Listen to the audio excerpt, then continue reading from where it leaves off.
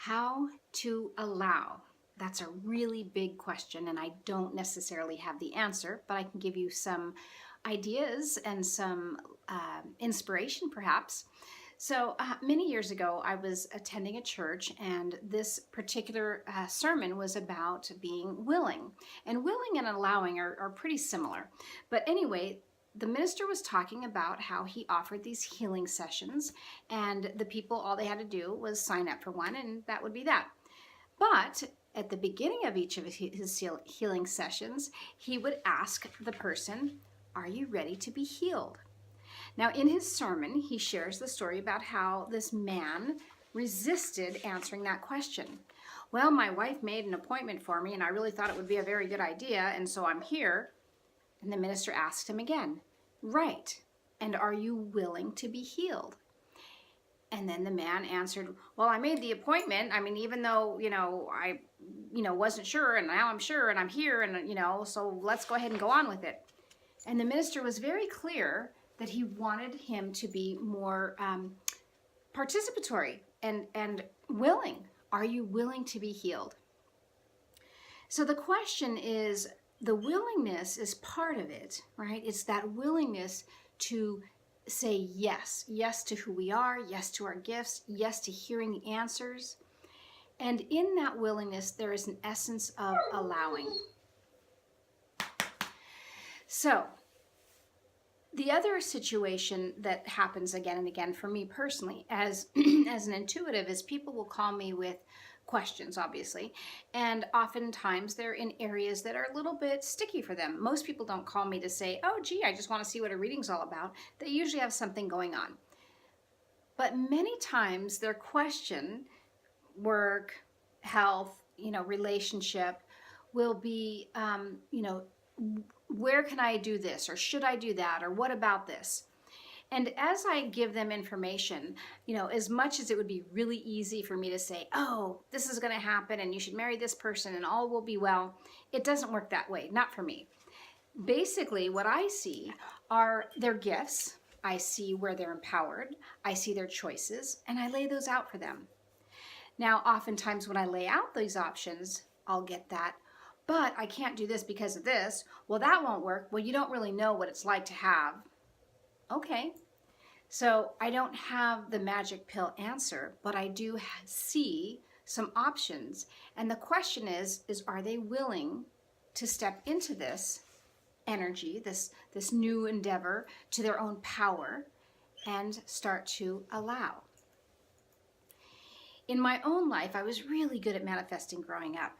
And part of it was because I was taught, create a little vision board. Oh, say these magic words, or, believe, or, whatever. And so, as children are very open to all kinds of beautiful higher forces, running through them because they are so connected to spirit, they still have this element of believing. And so, in addition to the vision board, I had this element of believing. And it wasn't even a believing, it was a knowing. And I simply knew that I always got what I needed, and that if it wasn't what I wanted, it would be just right for me. It would be even better. I just had that knowing. When my life started to fall apart, however, I was now in my 30s, I stopped feeling so connected to believing. Life was getting harder. Things were a little bit crunchy. My marriage was falling apart. Things weren't manifesting the way that I had wanted them to. And so as things were not working for me, not only did I start wanting to control more, but it became harder to be willing. It became harder to allow, and it certainly got a lot harder to believe or to know. So, where are you in that spectrum? Are you ready to be willing in some way? So when you ask, are you listening for the answers? Are you willing to hear them? Are you willing to say, of those three choices, which ones feel like it's a possibility? Are you allowing for your higher self to guide you? Are you allowing for change? And have you started to find that element of belief again And can you anchor that belief in knowing? We can cover those another time, but I thought I would at least start with this idea of, allowing and how to allow. No, this is not a cooking show. It's just an opportunity for me to make breakfast and talk to you this morning while my kids are at school. I was lucky enough to have my neighbor, who also happens to be my landlord, take my children to school this morning because she and I both work at the school. I work there one day a week. Today's my day, but I don't have to be there till 10:45, so it's all good. Anyway, I really wanted to go back to this picture and this idea of allowing. And before we go into manifesting, which we can do an entirely different time, the essence is learning to allow who you are. Now, what I want to offer up is who you are is inherently this spiritual being. Now, the first place to allow is in your home. And one of the things that I find in, my sessions with people is they may say, well, my husband doesn't really believe in that stuff. What stuff? I'm not talking about a metaphysical religion. I'm talking about you really being able to be who you are. And if you feel like your relationship won't allow that, that's something to really look at. When I first started dating my husband, it was really important to me because I had been in relationship after relationship with people who I kind of hid who I was because I wanted them to like me. Then again, I was only in my teens nonetheless. But I really wanted this to be different. I wanted him to be able to see me and know me and experience me. It was scary, obviously, because I wasn't coming from a normal background. I was coming from this metaphysical background. And so sharing me meant sharing my beliefs and who I was. So as we started to date, he said, yeah, that's kind of weird. And it's okay. So it wasn't about me trying to educate him into the laws of the universe or anything like that. It was simply a foundation of, this is who I am. It's as if we want to take religion into it, it's as if you were, Christian and you started to date somebody who was a non-Christian, but you wanted to pretend like you were a non-Christian until you got to know him better and then, divulge, oh, by the way, I'm Christian. We don't usually do that because in our society, Christianity is well accepted. If, on the other hand, if your metaphysical beliefs feel like they're somehow tied into who you are, then it can feel a little sticky. It can feel like I'm somehow needing to keep that part of me under wraps, therefore I need to keep me under wraps. So speaking of teaching at my children's school, one day a week I teach handwork to the children. And basically I teach, at this point, knitting, and that's to grades 5. We learn how to make socks. And I teach sewing, and 7th grade learns how to make dolls. And I also teach cross stitch, and that's to 4th graders. I am not saying to my 4th, 5th, and 7th graders, oh, Miss Veronica is a mystic, and I do these things called readings, because it's really not necessary or even appropriate. However, over the years of being in this school, which these are children 3 and 4 for me at this school, the community, the people there have gotten to know me as who I am and what I do, right? And even as a faculty member, when I do go to meetings, I am always being me and including allowing my intuitive insights to come through. And I'll even be clear about, oh, well, I'm just picking this up. I don't really know this person or this situation, but this is what I'm getting. And the school, as awkward as it may have been at first, really has come to value that aspect of me. So what I invite from you is to perhaps take a look at where you get to express being you. And I really encourage that you really take a look at, can you be you in your own home and in your most important relationships? Because if you can't, that's going to be a huge change to suddenly push that door open that's been locked for so long and start to allow. So allowing doesn't have to, again, be something really grand, really big, anything, to, going off to the Himalayas or anything like that. It can be simply saying, I'm going to start expressing and allowing me to be seen and understood by my most intimate relationships. And if So while I'm taking a minute to fill up my gas tank on my way to go teach, I thought I'd share a funny story with you. About 10 years ago, when I was first doing readings, my son was in second grade, and he and his buddies used to love to play all these different imaginations. Now, of course, in kindergarten, it was around dinosaurs, and then it, evolved into searching for aliens. And they used to go outside and look at the stars at night and look for UFOs. So in about third grade, before I started teaching at the school, I would come in and help. I was a volunteer. And one time he and his buddy approached me, and his buddy, who was very intellectual and very curious and had very conservative parents, asked me, "So I understand that you speak to inanimate objects." And I kind of was taken off guard a little bit, had to think about it, and I said, "Well, not exactly. I don't really speak to inanimate objects." And my son looked at me and he says, "Mom, what about the house?" "Yeah, I did speak to a house once, but that's not really usually the case."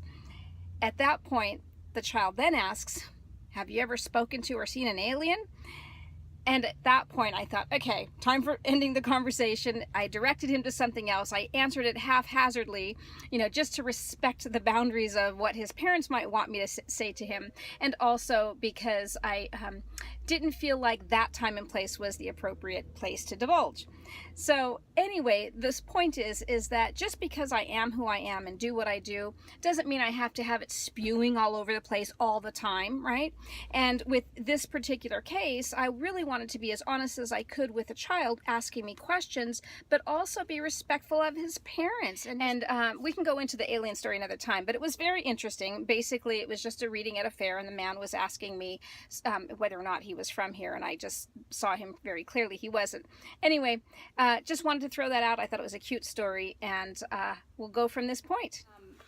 My husband's been working out of town for the past couple of weeks, so I'm pretty much on my own this week. My oldest son, he is 18, but we don't have the extra funds for him to have his own car and drive, so he is not a driver. So my job is to help him get around, and he goes to school an hour from our house. I had to start by doing my share of carpool. So we rotate, and I drive 2 mornings a week down there and back. So that was how my day started, 6:30 this morning. And then after that, I got to my office. I had an appointment, did a reading. And then after that, we were dog sitting. So my son is dog sitting, but of course he wasn't out of school yet. So the girls and I went over and sat with the dog and took care of that for a couple of hours. And then took them back down to go swimming. And then my son, meanwhile, had basketball. And so he was going to meet me halfway after basketball. His friend was bringing him up. I was going to pick up my girls, who were going to swim for an hour, and then go pick him up. Are you tired yet? I'm tired. So, meet my boy, run up the hill, go back to the house where we're house sitting because it's closer than our house because we're even farther out. And meanwhile, my son was invited to speak at my daughter's school because they were having a parent meeting tonight for my daughter's class, and he was going to come in and speak. So I'm on the tired side, and in spite of all of this busyness, I still am a mystic, right? I still am intuitive, right? But I'm still a mom. I still have a life. And one of the things is that when I do readings for people, they'll often get caught up in, oh, but I can't do this, as I was speaking to earlier, or, oh, there's this obstacle. Yeah, I get obstacles. I get this real life that gets in the way of us pursuing our dreams, of us doing what we are here to do. So I just want to share with you how it's possible to do it anyway. How it's possible, if something's important enough to you, if your soul is calling for you to express who you are, to start doing readings, let's say, I'll just use my own example. then I'm going to figure out how that's going to work into my schedule, right? If it's utilizing your talents, and mine happens to be knitting and teaching children, I've been working with children for many years, then I can use that talent to help support my family as I am also doing my real work. So it doesn't have to be all or nothing. I think it's important to show you my life because, again, when I do readings for people, it's not just that they have excuses, but they actually think that I don't know, that I have this really cush life and that I'm sitting there giving them this spiritual advice and I have no clue. Trust me, I have a clue. So, 3 kids still at home, 1 in college. She's off swimming in another state right now. She's doing a meet this weekend. And none of them drive. 1 goes to school an hour away. The other 2 go to school, 15, 20 minutes down the hill. No heat, besides this wood stove in our house. Thankfully, before my husband left town, he loaded up our wood, except for I've used half of it. It's not even cold yet because I'm starting a fire first thing in the morning and then again in the evening. And then a dog.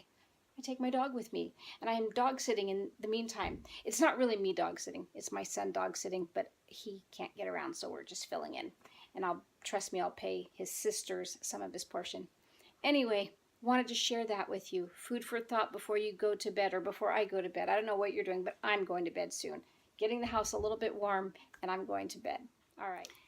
So the question I have for you is, how much are you allowing? How willing are you really? So it doesn't matter how many vision boards you have or how many affirmations you say. It's really time to take an honest look. And if you are willing and if you are allowing, is that knowing and believing coming forth in any way? Is it like starting to open up in you where you're going, yeah, I think this is possible? But more importantly, is there a resistance that you're not aware of?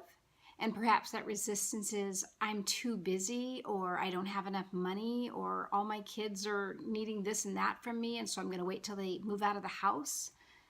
You can do all that. In fact, there's nothing in our little lives that say we have to do anything at all here on planet Earth. We don't have to contribute. We don't have to be happy. We don't have to feel any kind of karmic debt. I don't really believe in karmic debts. You might, and that's okay. I actually don't even believe in purpose in a sense. It's kind of an odd thing. I do believe that, yes, we have an intention when we are born, and we bring that through many times, but we don't have to fulfill it. And ironically, sometimes it'll start to try to fulfill it through us, even when we're resisting. But the question is, what is it that you really want?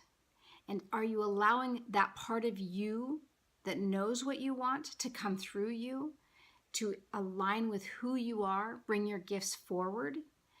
Or are you waiting for the right time, the right relationship, the right amount of money?